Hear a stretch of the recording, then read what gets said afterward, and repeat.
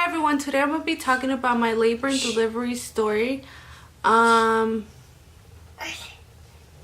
telling me to shh because his sister's sleeping. Anyways, my labor and delivery was one of the craziest things I've ever been through. I went from almost losing my baby to having my baby in the NICU. But in overall, I have him with me and I'm so thankful for everyone that was there to help me out with my son.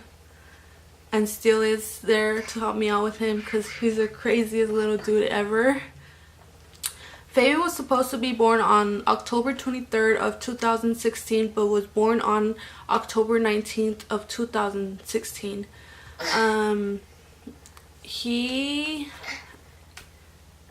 is currently pooping. But I was in labor for 3 days. I started on a Monday and had Fabian on a Wednesday. I remember waking up on Monday around 4 with really bad, like my stomach felt really hard, but I wasn't getting any contractions. So around 6, that's when my contractions started coming in, and they were coming in pretty consistent. They were 2 to 3 minutes apart and they were strong as hell. So that's when we decided to go to the hospital, me and my boyfriend. And when I got there, they checked me to see if I was open at all, and I wasn't open at all, so they sent me back home. And I remember just going for walks because they told me that if I walk, the more I walk, the more chances the baby would come out faster. So that's what I did. I would go for walks, and I remember it being so painful because I couldn't even walk because of the pain. So I would go for walks, I'd go back home and wait it out a little, and I wasn't eating at all because my contractions were so bad that I couldn't even breathe. So we went back to the hospital that same Monday. I think it was around maybe like 8 in the afternoon, and they sent me back home because I wasn't dilated at all. So I had an appointment that Tuesday, so I went to my OBGYN, and she checked me to see if I was dilated at all, and I was not. So she told me, because of all that pain that I was in, she told me that she was going to try to open me up, which was so painful. I almost passed out. That's how painful it was. So she did that, and we went home, and like a little after that, I went back to the hospital because when she did that, my contractions were literally a minute apart.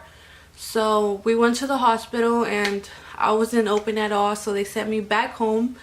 And I was honestly like, I was in so much pain. I couldn't even sleep. I couldn't even talk. I didn't even want to be talked at. I was in such a bitchy mood towards everyone. So I just kept my distance away from a lot of people because I didn't want to seem rude.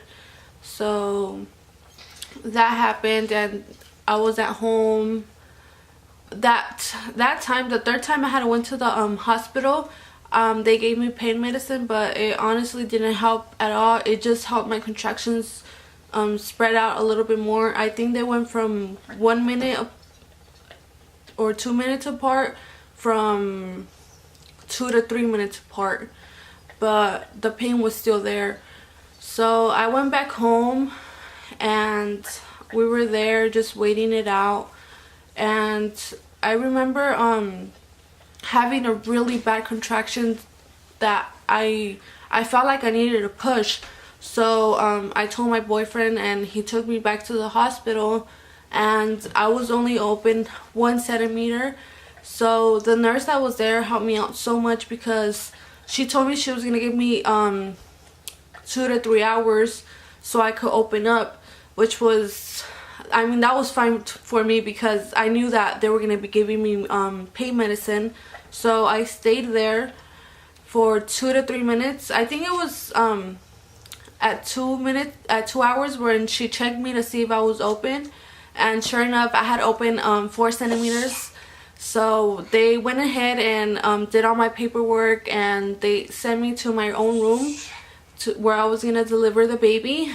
And yeah, she's sleeping.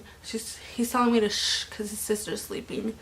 So we were in the room waiting it out, and the nurse she asked me if I wanted an epidural, and I said yes right away because I wanted to sleep a little, just a little, before the baby was born. So she gave me my epidural, and right after that, I think I slept for like a couple hours, which was better than nothing. I woke up around 9 with the urge to go number 2, and I remember telling my mom, I need to go poop, mom, I'm gonna poop myself.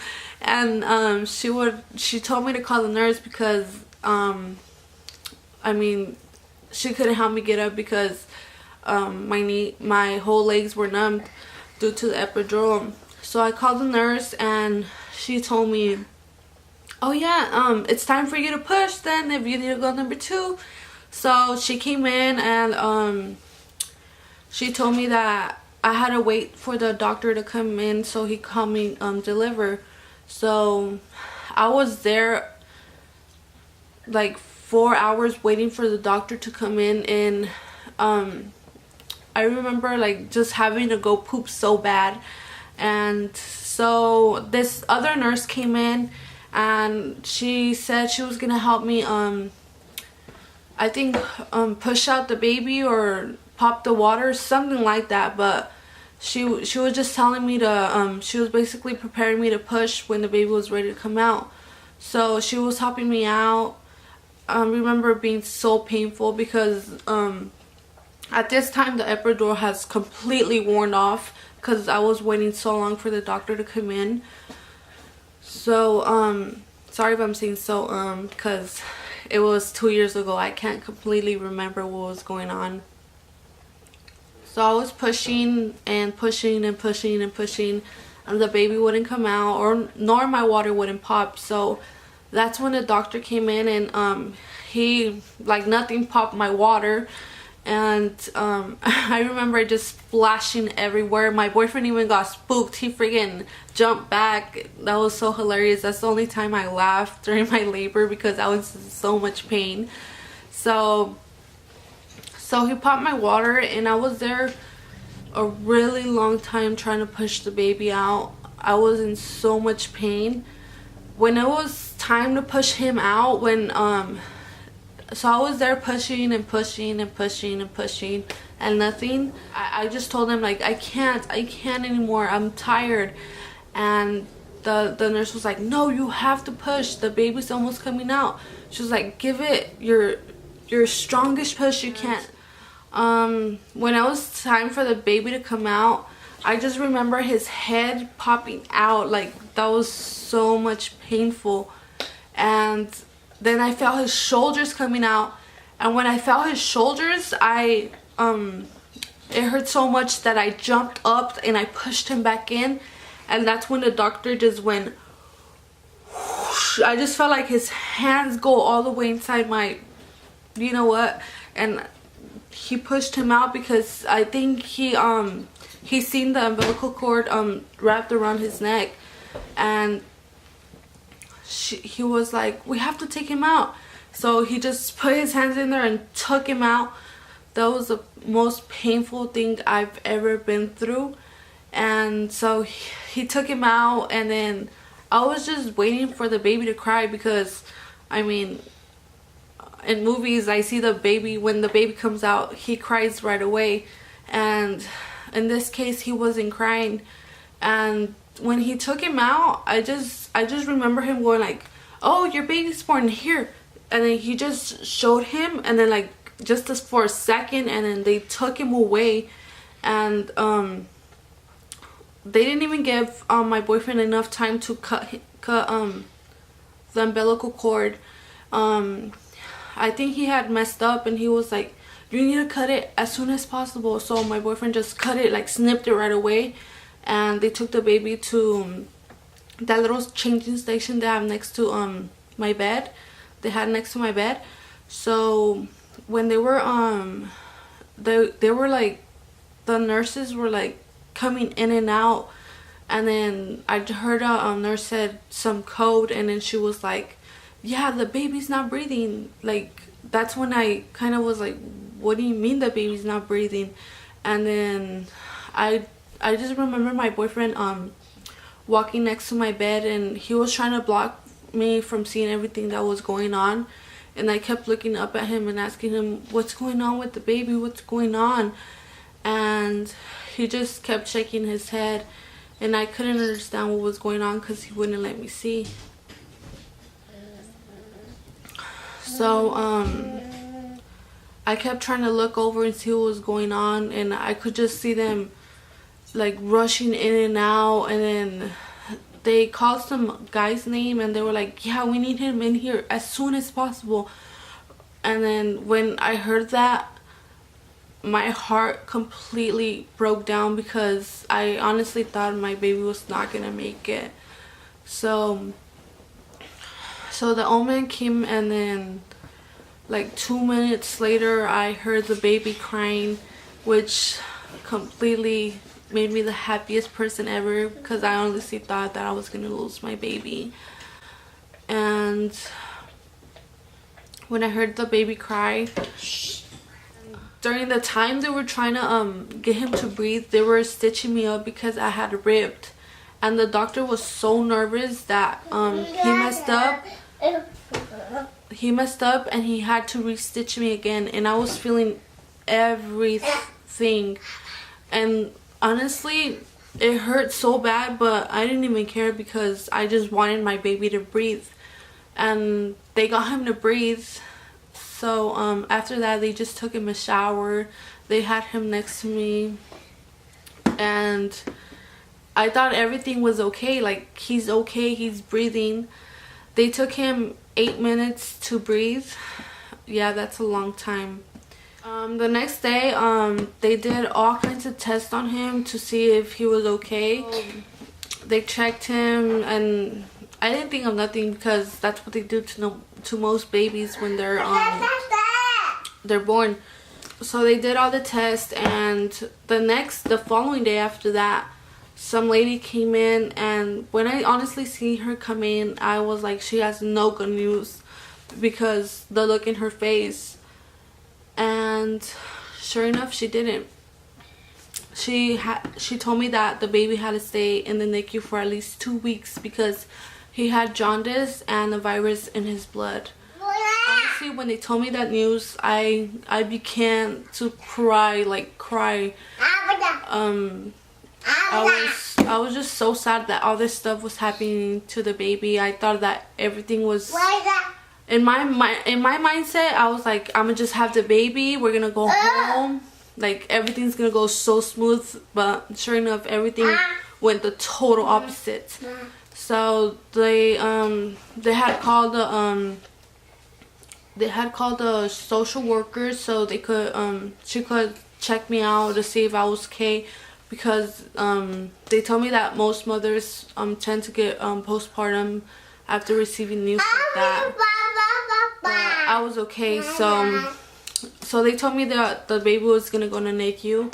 The day after that, I went to take a shower because I felt really nasty, and my mom was in there with me, so I left the baby with her. And I remember her telling me she had to step out or something like that. So I came out the shower, and when I came out, the baby was not in the room. And take in mind, I had just came out of the shower. My hair was soaking wet. My hair was tangled as fuck. Like, I had a big wet knot on top of my head. And I just remember running out and asking, where's my baby? I can't find my baby. Did you guys take the baby already to the NICU? And the lady was like, oh yeah, we took him to the NICU. And then I was like, why didn't you guys let me know that you guys were gonna take him? You guys just took him out of the room without me knowing. And then she was like, oh, I'm so sorry. And I honestly, like, let it go because I just wanted to see my baby to make sure he was okay. So she took me down to the NICU and Fabian.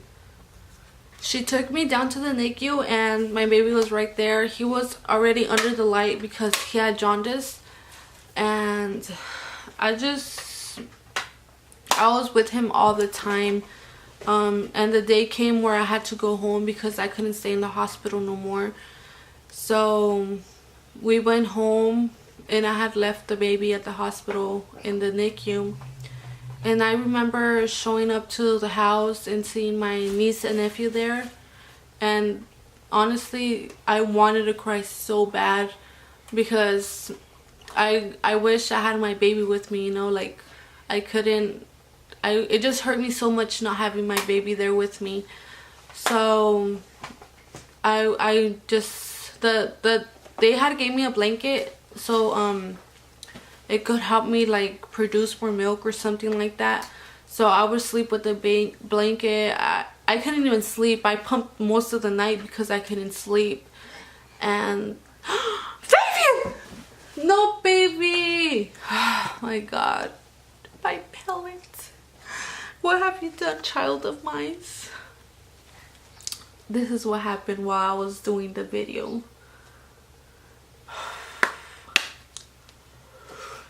Having kids requires a lot of patience. Every morning I would wake up and rush to the hospital to go see my baby, and having a baby in the NICU is really freaking hard. The nurse had told me that the baby was gonna be poked a lot, so to not be alarmed because the baby's veins are so thin that they disappear. So I knew I was warned that the baby was gonna be poked, but I think on the second or third day that I was in the hospital, they asked me if they could poke the baby in the on top of the head, so they wouldn't keep on poking him. And I right away said no. Even my boyfriend said no right away because I mean, on the head, like his brain is there. There's so many stuff that could go wrong when he gets poked in the head. Well, I don't know if it's possible, but that's what crossed my mind, so I said no right away. And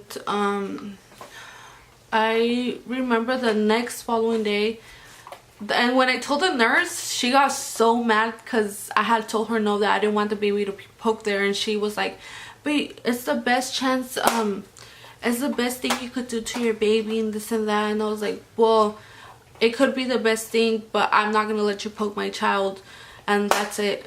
I'm not gonna keep arguing with you because I don't want my child to be poked there. That's it. Like, and she got so mad that she just like walked away, and honestly didn't care because I mean, I didn't, like, my child means everything to me, and I was not gonna let you poke him. So the following morning I went down to eat breakfast because I had not had anything for breakfast. And when I went back up, the baby didn't seem to have anything on, like no IVs or nothing. And I asked the nurse, oh, are we going home now? She was like, no, you guys still have a couple more days to go. So then I was like, what the hell? So I went back to check on the baby, and I lifted his beanie up because I had a gut feeling they had poked him on his head. So I lifted up his beanie, and sure enough, he had the needle right in the middle of his freaking head. I was so mad because like I had told you the day before I didn't want the baby to be poked there, and I knew it was the same lady because that same lady had told me she was the only one that was allowed to poke them on the head. And so I told them, I was really upset, and I told them like